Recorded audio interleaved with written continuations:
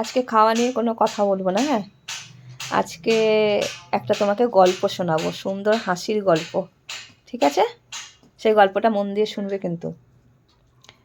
দুই বন্ধুর গল্প, একটা বোকা বন্ধু, একটা চালাক বন্ধু।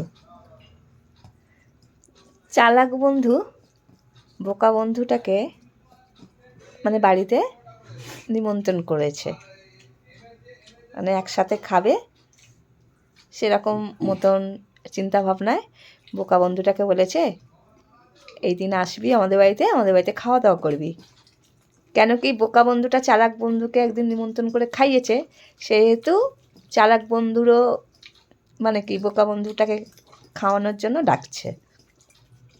কিন্তু চালাক বন্ধুটা কিন্তু মাথায় প্ল্যানিং করেই রেখে দিয়েছে, কি জানো, যে আমি ওকে নিমন্ত্রণ করব, ডাকবো, অথচ মানে ও যাতে মানে না খায়।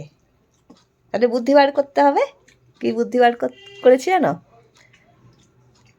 ঠিক যেই দিন নিমন্ত্রণ করেছে বোকা বন্ধুকে, বোকা বন্ধু সেই দিন চালাক বন্ধুর বাড়িতে এসেছে উপস্থিত নিমন্ত্রণ রক্ষা করতে। এইবার চালাক বন্ধু বোকা বন্ধুর সঙ্গে তো খুব ভালো ব্যবহার, রান্নাও করেছে ভালো। এবার বলেছে, বন্ধু অনেক দিন পর তো তোমার সাথে দেখা হলো, আজকে না আমরা দুজনে এক জায়গায় খাবো, মানে একসাথে খাবো, আলাদা আলাদা নয়। বলেছে বোকা বন্ধুটা, বলছে ঠিক আছে একসঙ্গে খাবো, সে তো বোকা। এবার বেশ অনেক ভালো ভালো কিছু খেতে দিয়েছে, মাংস টাংস সব করেছে, রান্না করেছে, খেতে দিয়েছে। এবার চালাক বন্ধুটা বোকা বন্ধুটাকে জিজ্ঞাসা করছে যে সবার বাড়ির আর কি খবরাখবর নিচ্ছে, সবাই কেমন আছে, মা কেমন আছে, বাবা কেমন আছে, বাড়ির সমস্ত মানে আরও সবাই যারা আছে তারা সবাই কেমন আছে। তোমার হাসি পাচ্ছে না গল্পটা শুনে? ও, সবাই কেমন আছে। বোকা বন্ধুটা তো বললো, না আমার বাবা তো মারা গেছে। তখন চালাক বন্ধু বলছে, বাবা মারা গেছে? কবে, কি করে? তখন কি করেছে বোকা বন্ধুটা দুনিয়ার প্রথম থেকে ইতিহাস বলতে শুরু করেছে। কিন্তু চালাক বন্ধু কিন্তু খেয়ে যাচ্ছে, সে কিন্তু খাওয়া থামায়নি, খেয়েই যাচ্ছে। এদিকে বোকা বন্ধু খাওয়া থামিয়ে ও বাবার মৃত্যুর ইতিহাস বলে যাচ্ছে, ঠিক আছে? এবার যখন সমস্ত কথাটা বলা হলো আর কি, তখন অলরেডি মানে খাবার জায়গা মোটামুটি ফাঁকা, অল্প একটু পড়ে আছে। এইবার বোকা বন্ধুটা বলছে চালাক বন্ধুকে, যেহেতু ও খবরাখবর নিল, তখন বোকা বন্ধুটা চালাক বন্ধুকে বলছে, বন্ধু তোমাদের বাড়ির সবাই কেমন আছে? তখন বলছে, আমার বাবাও তো মারা গেছে।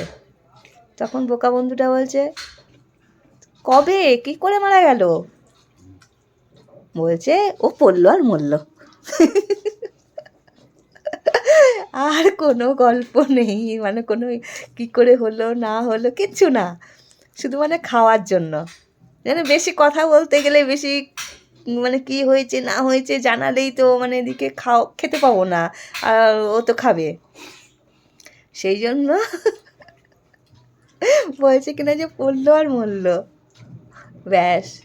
এদিকে চালাক বন্ধুটার তো পেট ভরলো, ভালো ভালো যা যা রান্না করেছিল নিজেই খেলো। বোকা বন্ধুটাকে তো মানে নিমন্ত্রণ করলো ভালোবাসার খাতিরে, ঠিক আছে, কিন্তু খেতে পেলো না। এবার বন্ধুকে বলছে, কি বন্ধু রান্না বান্না ভালো হয়েছে, তোমার পেট ভরেছে? বলছে, হ্যাঁ হ্যাঁ বন্ধু খুব ভালো রান্না হয়েছে, হ্যাঁ আমার পেট ভরেছে। কি বলবে, মানে লজ্জা তো, একটা লজ্জা করছে তো, যতই হোক মানে একটু আধটু হলেও তো খেয়েছে, আর পেট ভরেনি বলতে পারবে যে না আমার তো পেট ভরেনি, তুমি তো সব খেয়ে নিলে। তো নিজের বোকামির ফল। তো যাই হোক, এইটা থেকে তুমি কি শিক্ষা নিলে বলো? এই গল্প থেকে কি শিক্ষা হলো? চলো খাওয়ার সময় কোনো গল্প নেই, আয় খেয়ে নাও। কি খেয়ে নেবে কোনো ব্যাপার নেই, পেটটা খালি থাকবে। অনেকটা সেই সারস আর শিয়ালের গল্পের মতন। হ্যাঁ। তেমনি আজকে তোমাকে আমি কিরকম বোকা বানালাম দেখো।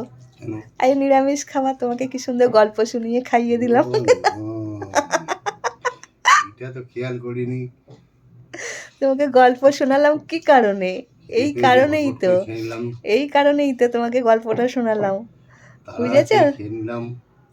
আজকে নিরামিষ রান্না হয়েছে, মাছ হয়নি। আর তুমি যাতে রাগারাগিটা না করো সেই জন্য তো আমি গল্পটা শোনালাম, বুঝলে? সেই হলাম আমি চালাক বন্ধু, তুমি বোকা বন্ধু। সত্যি তো বোকা বেনে গেলাম। আমি হলাম চালাক বন্ধু, তুমি হলে বোকা বন্ধু। অ্যাকচুয়ালি তারাও ছিল, খেয়ে নিলাম। ঠিক আছে। চলো।